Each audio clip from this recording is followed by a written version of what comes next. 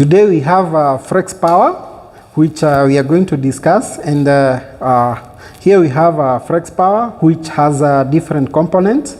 That is inverter charger, which is 2000 watts.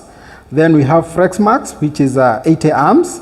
Then we have the hub, which is the communication manager, and then Mate 3, which acts as a display monitoring system. Then we have the power disconnections. Then this system has different features, which include it can be installed on harsh weather conditions. It can be programmed to work with the generator. It minimizes the grid independence, which is a grid zero operating mode.